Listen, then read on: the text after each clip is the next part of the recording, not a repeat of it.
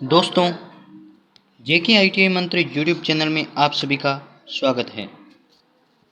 आज हम साइंस के एक टॉपिक लेकर उपस्थित हुए हैं और ये टॉपिक हमारी साइंस बायो का है और इसमें हम ह्यूमन सिस्टम यानी कि मानव तंत्र पर बात करेंगे। तो बायोलॉजी का वेरी इम्पोर्टेंट रहने वाला टॉपिक है, तो आप इस वीडियो को लास्ट तक ज़रूर देखें।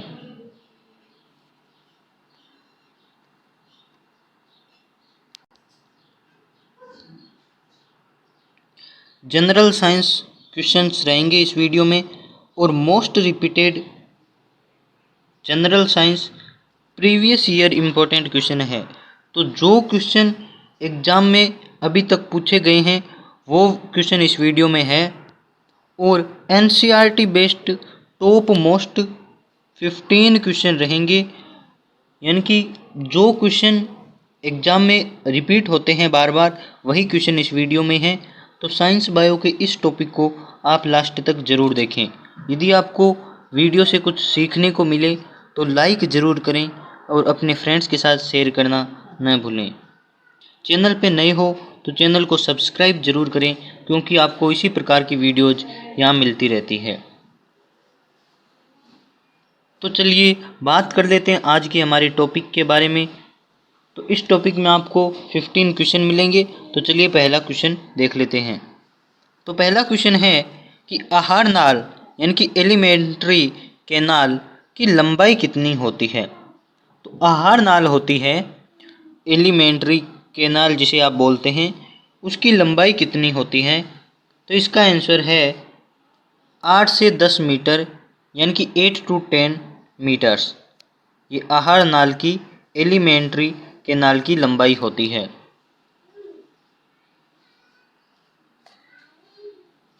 जिह्वा मुख के पृष्ठ भाग में आधार से जुड़ी होती है। तो आपको पता है कि हमारी जिह्वा मुख के पृष्ठ भाग में आधार तल से जुड़ी होती है। इस क्वेश्चन में पूछा गया है कि उसी संधि स्थल का क्या नाम है। तो जहाँ जिह्वा जुड़ी होती है उस संधि स्थल का नाम इस क्वेश्चन में पूछा गया है। तो उसका नाम है फ्रेनुलम लिंगुअल या फिर जिह्वा फ्रेनुलम, ये नाम होता है। तो यदि आपको इस क्वेश्चन से कुछ सीखने को मिला हो तो ज़रूर वीडियो को लाइक करें। फ्रेनुलम लिंगुअल जो जिह्वा के जॉइंट पॉइंट का नाम होता है।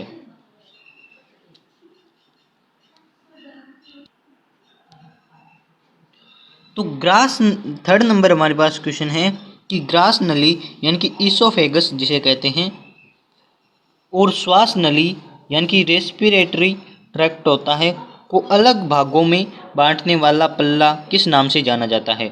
तो आपको पता है कि हमारी श्वास नली और ग्रास नली दो अलग अलग है और जब हम श्वास लेते हैं तो एक पल्ला होता है जो ग्रास नली आहार नाल को ढक लेता है और जब हम खाना खाते हैं तो उस समय श्वास नाल को वो ढक लेता है। तो उस पल्ले का नाम पूछा गया है, उस पल्ले को किस नाम से जाना जाता है। तो एपिग्लोटिस के नाम से वह पल्ला जाना जाता है, यानी कि उसका नाम होता है एपिग्लोटिस, जो श्वास नाल और आहार नाल को समय समय पर ढकता है। जब श्वास लेंगे तो आहार नाल को ढकेगा और जब हम खाना खाते हैं उस वक्त श्वास नाल को वो ढक लेता है।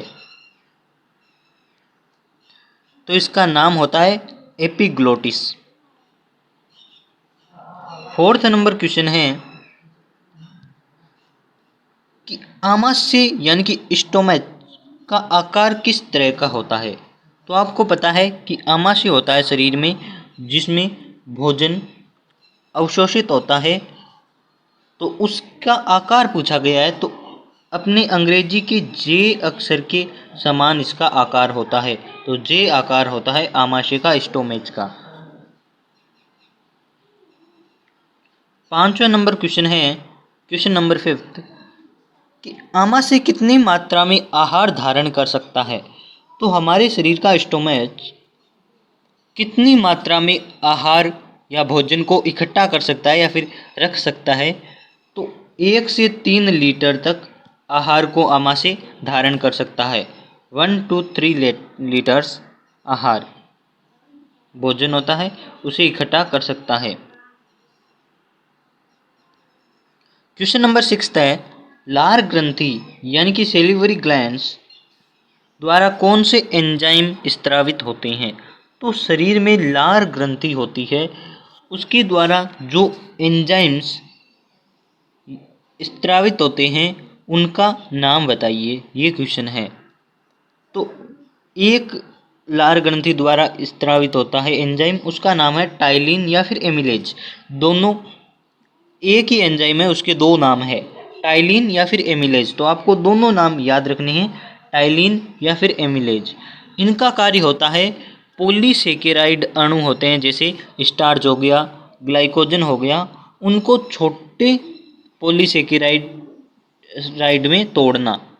तो स्टार्च या ग्लाइकोजन को छोटे पॉलीसेकेराइड में तोड़ना, या फिर इन छोटे पॉलीसेकेराइड को माल्टोज भी कहते हैं।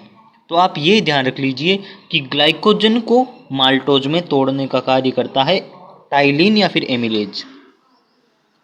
और ये कहाँ काम करता है? तो अपनी मुख गुहा के अंदर ही, यानी कि अपने मुंह में लार ग्रंथि द्वारा स्त्रावित टाइलिन और एमिलेज, ये दोनों एक ये एंजाइम होता है, यह वर्क करता है।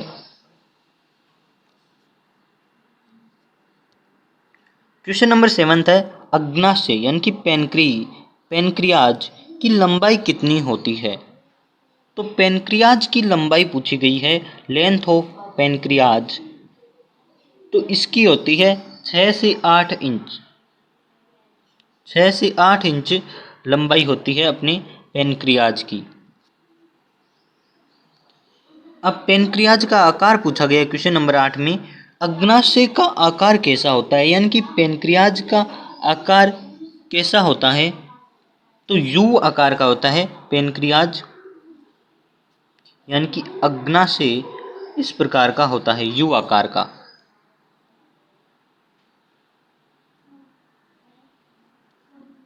क्वेश्चन नंबर 9 है, अग्नाशय यानी कि पेनक्रियाज द्वारा कौन कौन से हार्मोन्स स्त्रावित होते हैं? तो पेनक्रियाज द्वारा कौन से हार्मोन स्त्रावित होते हैं? तो इसके द्वारा दो हार्मोन्स स्त्रावित होते हैं। पहला होता है इंसुलिन, दूसरा होता है ग्लूकेगोन। तो इंसुलिन और ग्लूकेगोन ये दोनों रक्त में शर्करा की मात्रा को नियंत्रित करते हैं। दोनों का काम एक दूसरे का उल्टा होता है, इंसुलिन और ग्लूकेगोन ये पेनक्रियाज द्वारा स्त्रावित होते हैं। क्वेश्चन नंबर 10 है, मानव शरीर की सबसे बड़ी ग्रंथि यानी कि सबसे लार्ज ग्रंथि तो ह्यूमन बॉडी की कौन सी होती है? ग्लैंड। तो ये है अपने लीवर, यानी कि जिसे हिंदी में यकृत कहा जाता है। लीवर अपने शरीर की सबसे बड़ी ग्रंथि होती है।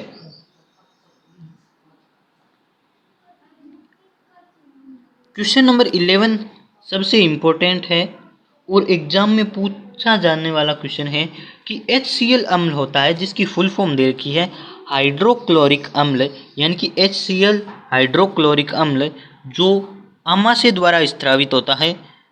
आमाशय में ये वर्क करता है और आमाशय में इसका स्त्राव होता है, यानी कि आमाशय में इसका स्त्राव होता है और आमाशय में ये वर्क करता है। HCl नामक अम्ल होता है ये हाइड्रोक्लोरिक अम्ल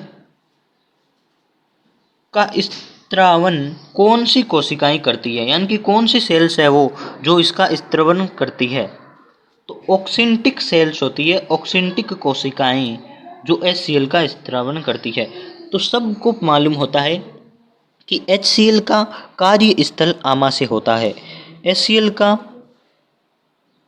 कार्यस्थल आमाशय होता है और HCl का स्त्रवण स्थल भी आमाशय होता है। पर किसी को ये मालूम नहीं होता कि HCl का स्त्रवण कौन सी कोशिकाएं करती है। तो आप इस क्वेश्चन को सीरियसली याद कीजिए कि ऑक्सिंटिक सेल्स होती है वो हमारे शरीर में HCl का स्त्रवण करती है।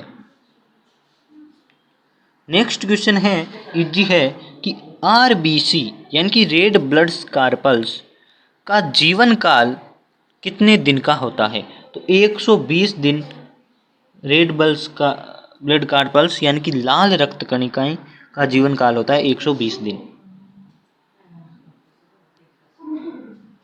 क्वेश्चन नंबर 13 है, बिंबाणु का जीवन काल कितने दिन का होता है? यानी कि बिंबाणु होता है प्लेटलेट्स, उनका जीवन काल कितने दिन का होता है, यानी कि कितने दिन तक बिंबाणु का जीवन काल होता है? तो मात्र 10 दिन तक इसका जीवन काल होता है। और बिंबाणु के बारे में मैं बात बता दूं कि इनके केंद्रक नहीं होता, यानी कि ये केंद्रक विहीन होते हैं। और रेड ब्लड कार्पल्स भी केंद्रक विहीन होते हैं, इन दोनों में भी केंद्रक नहीं होता। और तीसरी होती है वाइट ब्लड कार्पल्स यानी कि श्वेत रक्त कणिकाएं। तो कौन सी रक्त कणिकाओं में केंद्रक होता है? तो आरबीसी रेड ब्लड कार्पल्स और प्लेटलेट्स में केंद्रक नहीं होता। और डब्ल्यूबीसी वाइट ब्लड कार्पल्स श्वेत रक्त कणिकाएं, इनमें केंद्रक पाया जाता है, इनके अंदर केंद्रक होता है। क्वेश्चन नंबर लास्ट 15 है, आरबीसी का रंग लाल क्यों होता है? तो आरबीसी का रंग लाल क्यों होता है? तो आपको पता है कि इनके अंदर हीमोग्लोबिन नामक एक वर्णक पाया जाता है, जिनकी वजह से इनका रंग लाल होता है। मुख्यतः ये वाइट ब्लड कार्पल्स होती है, परंतु इनके अंदर हीमोग्लोबिन पाया जाता है, इसलिए ये लाल दिखती है। तो यदि आपको 15 क्वेश्चन से कुछ सीखने को मिला हो तो वीडियो को ज़रूर लाइक करें और अपने फ्रेंड्स के साथ शेयर करना ना भूलें।